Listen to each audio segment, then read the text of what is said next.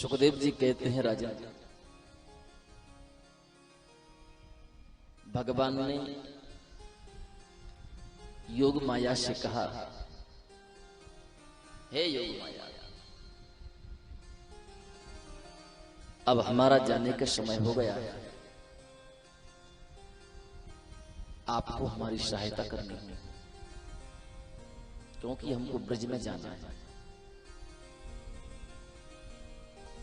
योग माया ने कहा, क्या सहायता? भगवान ने कहा कि आप यशोदा रानी के गर्भ से जन्म ले लो। योग माया ने कहा, फिर? भगवान ने कहा, मैं कारागृह में प्रकट हो जाता। जब मेरे पिता वसुदेव मुझे गोकुल नगरी पहुंचा करके आएंगे, तो वहां से आप मेरे पिताजी के साथ चली आना। योग माया ने कहा, बस मैं सब समझ गई। जन्म आपका हुआ नहीं और नटखट वाली हरकत पहले से चालू कर दो। तुम्हारे 6 भाई मारे गए, तब तुम्हारी बुद्धि ने काम नहीं किया। जब तुम्हारा मरने का नंबर आया तो हमारी सहायता लेने लगे। अभी तक तो मैंने सारे कार्य आपके निःशुल्क किए, लेकिन ये कार्य निःशुल्क नहीं करूंगा। इसके बदले तो आपको कुछ न कुछ देना पड़ेगा। भगवान ने कहा, क्या मांगोगे?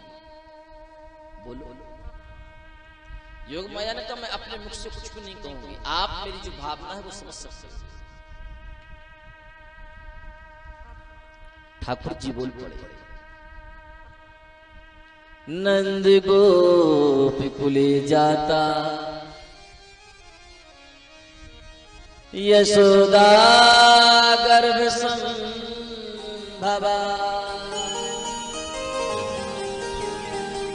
ततस्तौ नासयिष्यामि, विंध्याचल निवासिनी।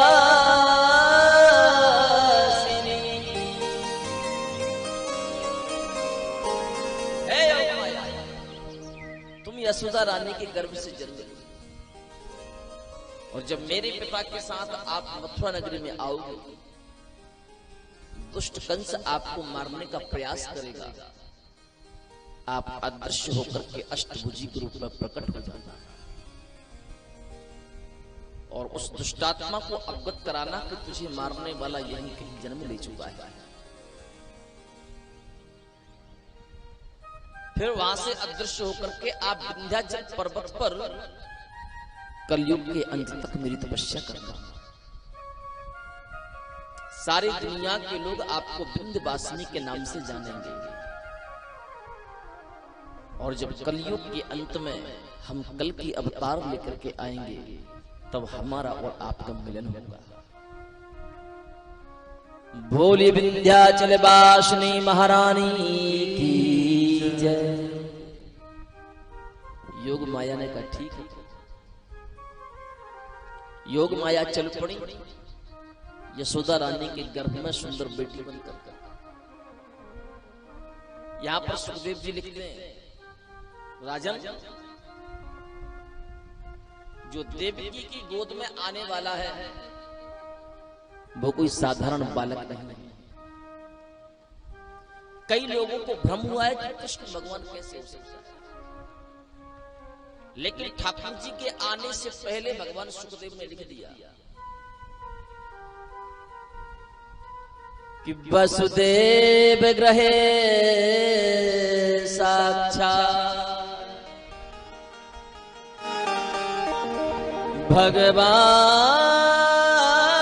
भगवान पुरुषः परः,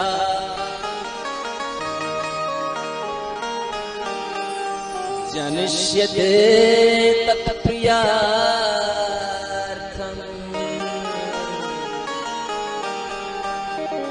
संभवम् सुरसर्यः। सुखदेव जी कहते हैं, परीक्षित, वसुदेव ग्रहे साक्षात, जो वसुदेव के आंगन में कारागृह में कंस के जो प्रकट हुए हैं वो कोई और नहीं, बोले साक्षात। बोले कौन? बोले भगवान पुरुषोत्तम, साक्षात भगवान एक पुरुष के रूप में प्रकट हो गया। भगवान बालक बनकर प्रकट नहीं हुए, ये मैं नहीं कह रहा हूं, भागवत के मंत्रों को सुनना। भगवान पुरुषोत्तम, भगवान एक विराट पुरुष के रूप में प्रकट हो गए। नमोस्तनंताय सहस्रमूर्तये सहस्रपादाक्षि सुरोर्बाहवे सहस्रनाम्ने पुरुषाय शाश्वते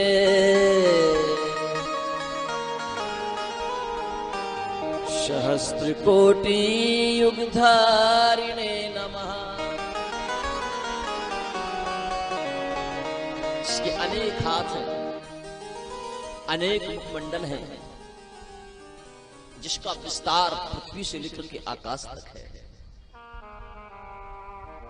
4 हाथ शंख चक्र गदा पद्म लेकर के ठाकुर जी प्रकट हो गए। उस दिव्य कारागृह में जैसे ही शुक्ल प्रकाश को देखा, वसुदेव और देवकी की आंख खुल गई। वसुदेव देवकी ने हाथ जोड़कर के ठाकुर जी से पूछा, प्रभु आप कौन? हमारे हाथों में हथकड़ियां हैं, पैरों में बेड़ियां हैं। आज आपने हमारे ऊपर बड़ी कृपा की, जो आपने इस काल कोठरी के अंदर आकर के हमको दर्शन किया। भगवान कहने लगे, मैं भगवान बन के नहीं आया, मैं तो आपका बेटा बनकर के आया हूं। माता देवकी कहने लगी, बेटा ऐसा थोड़ी होता है।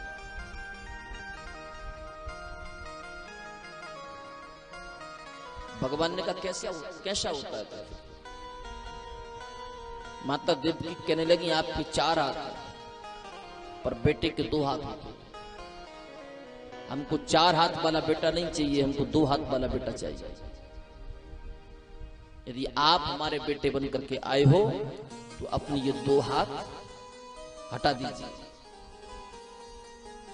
भगवान कहने लगे, माता जी हम 4 हाथ लेकर के तो इसलिए आए थे कि हमने सुना था कि जन्म लेते ही मामा जी मारने चले जाते।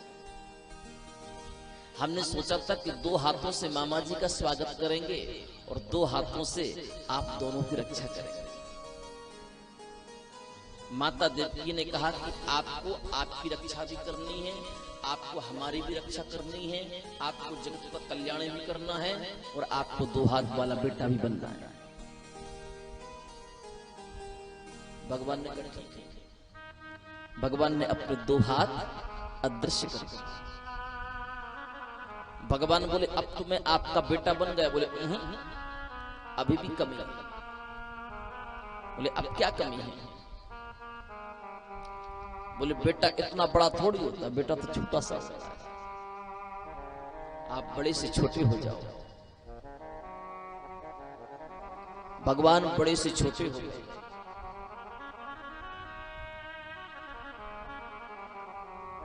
भगवान ने कहा, अब तो मैं आपका बेटा बन गया। बोले अभी भी कमी है। अब क्या कमी? माता देवकी बोले, बेटा जब आता है ना माँ की गोद में तो वस्त्र पहन करके थोड़ी आता है, निर्वस्त्र होकर के आता है। आप निर्वस्त्र हो जाओ। ठाकुर जी निर्वस्त्र हो गए। बोले अब तो मैं आपका बेटा बन गया। बोले अभी और कमी। बोले अब क्या कमी है? माता देवकी बोली कि जन्म लेते ही बेटा बोलता थोड़ी है, वो तो रोता है। आपको रोना पड़ेगा। यदि आप नहीं रोगे ना तो सारी दुनिया रोने लग जाएगी, और यदि आज आप रोने लग जाओगे तो आपके रोने की आहट को सुनकर के सारी दुनिया मुस्कुराने लग जाएगी। ठाकुर जी ने मन में विचार किया कि मेरे रोने से भी सारी दुनिया मुस्कुराती हो तो सारी दुनिया को मुस्कुराने के लिए मैं रोने के लिए भी तैयार हूं।